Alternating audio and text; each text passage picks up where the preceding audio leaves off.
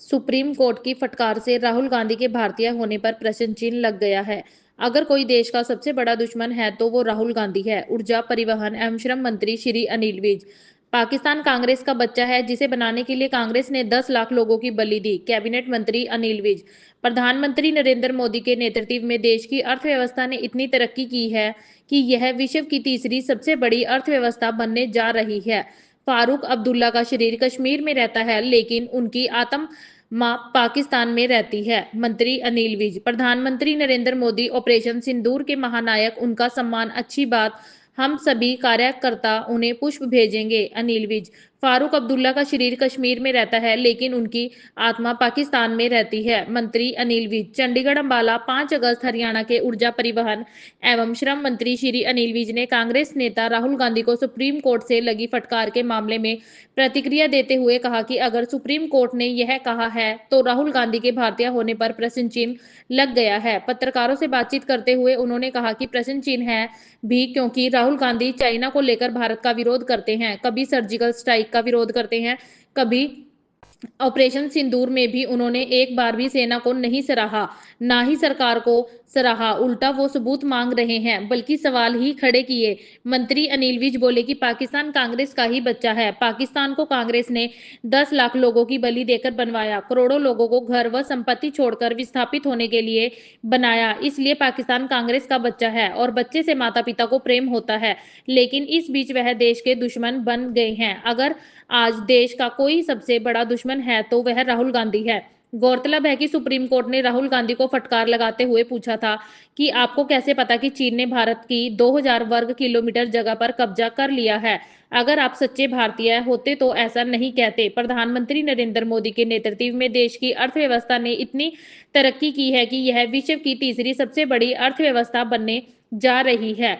राहुल गांधी ने ट्वीट कर लिखा कि प्रधानमंत्री मोदी युवाओं का भविष्य बर्बाद कर रहे हैं क्योंकि यहाँ कोई नौकरियां नहीं है। जिस पर तंज कसते हुए कैबिनेट मंत्री विज बोले कि राहुल गांधी का कुछ बड़े पारिवारिक घरानों से संबंध है और उनके कहने से ही यह दूसरे पारिवारिक घरानों का लगातार विरोध कर रहे हैं। उनकी मनचाही भाषा बोलते हैं। देश की अर्थव्यवस्था ने इतनी तरक्की की है कि यह विश्व की तीसरी सबसे बड़ी अर्थव्यवस्था बनने जा रही है। इसके लिए प्रधानमंत्री की सोच, उनका विजन देश को आगे बढ़ने का है और जल्द हमारी अर्थव्यवस्था विश्व में सबसे टॉप पर होगी। प्रधानमंत्री नरेंद्र मोदी ऑपरेशन सिंदूर के महानायक, उनका सम्मान अच्छी बात। हम सभी कार्यकर्ता उन्हें पुष्प भेजेंगे। अनिल विज। ऑपरेशन सिंदूर को लेकर प्रधानमंत्री नरेंद्र मोदी का स्वागत किया गया है, जिसे लेकर विज बोले यह बहुत अच्छी बात है कि ऑपरेशन सिंदूर के महानायक नरेंद्र मोदी हैं। उनका सारा पार्लियामेंट के मेंबर्स ने उनका सम्मान किया है। मंत्री अनिल विज बोले कि उन्होंने भी फैसला लिया है कि हम सभी कार्यकर्ता प्रधानमंत्री के सम्मान में फूल भेजेंगे, एक टोकरी बनाकर उन्हें भेजेंगे। फारूक अब्दुल्ला का शरीर कश्मीर में रहता है लेकिन उनकी आत्मा पाकिस्तान में रहती है। मंत्री अनिल विज। जम्मू कश्मीर में अनुच्छेद 370 की छठी वर्षगांठ पर फारूक अब्दुल्ला ने पाकिस्तान व चीन को मजबूत पड़ोसी बताया है और देश के भविष्य पर दुख जताया, जिस पर पलटवार करते हुए कैबिनेट मंत्री अनिल विज ने कहा कि यह सर्वविदित है कि फारूक अब्दुल्ला का शरीर कश्मीर में रहता है लेकिन उनकी आत्मा पाकिस्तान में रहती है। वे पाकिस्तान की भाषा बोलते हैं। आज उनको धारा 370 हटने की खुशी मनानी चाहिए, झूमना नाचना चाहिए। जो कश्मीर हिंदुस्तान से अलग होकर एक टुकड़ा रह गया था जिसमें सारे हिंदुस्तान की स्कीम लागू नहीं होती थी, आज वो हिंदुस्तान का हिस्सा है। इसके लिए उनको खुशी मनानी चाहिए, ना कि इसका विरोध करना चाहिए।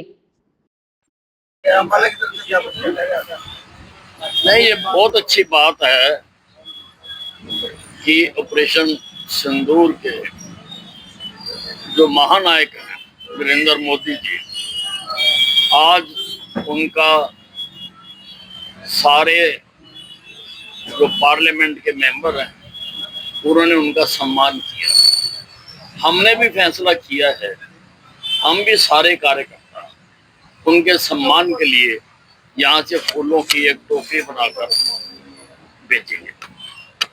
फटकार लगाई है जिसमें उन्होंने बयान दिया था चीन की सीमा पर, भारतीय जगह पर चीन के कब्जे को लेकर। सुप्रीम कोर्ट ने कहा है कि अगर आप सच्चे भारतीय होते तो ऐसी बात ना कहते। देखिए, अगर सुप्रीम कोर्ट ने ये बात कही है तो उनके भारतीय होने पर तो प्रश्न चिन्ह लग ही गया और प्रश्न चिन्ह है भी। क्योंकि वो कभी चाइना को लेके हिंदुस्तान का विरोध करते हैं, कभी जो सर्जिकल स्ट्राइक हम करते हैं उनको लेकर हिंदुस्तान का विरोध करते हैं। अभी ऑपरेशन सिंदूर हुआ, उन्होंने एक बार भी ना तो हमारी फौजों को सराहा और ना हमारी सरकार को सराहा, और वो सबूत मांगते हैं कि बताओ पाकिस्तान में क्या आपने नुकसान किया है। हर मुद्दे पर वो हिंदुस्तान का विरोध करते हैं। मुझे उनका पाकिस्तान प्रेम का तो समझ आता है, क्योंकि पाकिस्तान कांग्रेस का ही बच्चा है। पाकिस्तान को कांग्रेस ने ही बनवाया, पाकिस्तान को कांग्रेस ने 10 लाख लोगों की बलि देकर बनवाया, पाकिस्तान को कांग्रेस ने करोड़ों लोगों को अपने घर छोड़कर, मजबूर होकर, अपनी संपत्तियां छोड़कर विस्थापित होने के लिए बनाया। इसलिए पाकिस्तान कांग्रेस का बच्चा है, और बच्चे से माँ बाप को प्रेम होता है, लेकिन उससे प्रेम करते करते ये हिंदुस्तान से दुश्मनी कर गए। और मेरी समझ के मुताबिक अगर आज देश का कोई सबसे बड़ा क्रिटिक है, देश का कोई सबसे बड़ा दुश्मन है, तो वो राहुल गांधी है। डिमोनेटाइजेशन में असेंबल इन इंडिया एमएसएमई जो वाइप आउट हुआ है इससे देखिए, राहुल गांधी जी का कुछ बड़े पारिवारिक घरानों से घनिष्ठ संबंध,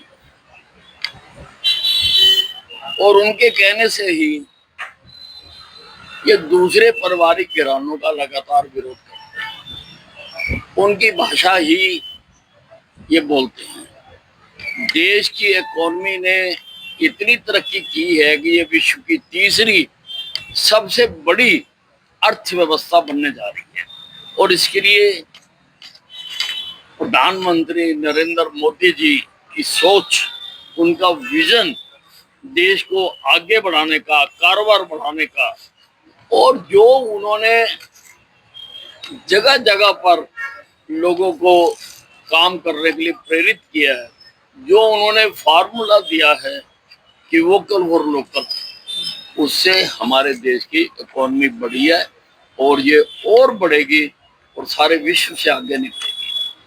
फारूक अब्दुल्ला जी सर्वविदित है कि उनका शरीर तो कश्मीर में रहता है, लेकिन उनकी आत्मा पाकिस्तान में है। वो पाकिस्तान की ही भाषा बोलते हैं। आज उनको धारा 370 हटने की वर्षगांठ मनाने पर झूमना, नाचना, गाना चाहिए था, क्योंकि कश्मीर जो हिंदुस्तान से अलग होकर एक टुकड़ा रह गया था, इसमें सारे हिंदुस्तान की स्कीमें लागू नहीं होती थी। आज वो हिंदुस्तान का हिस्सा है, इसके लिए उनको झूमना, नाचना, गाना चाहिए, ना कि इसका क्रिटिसिज्म करना चाहिए।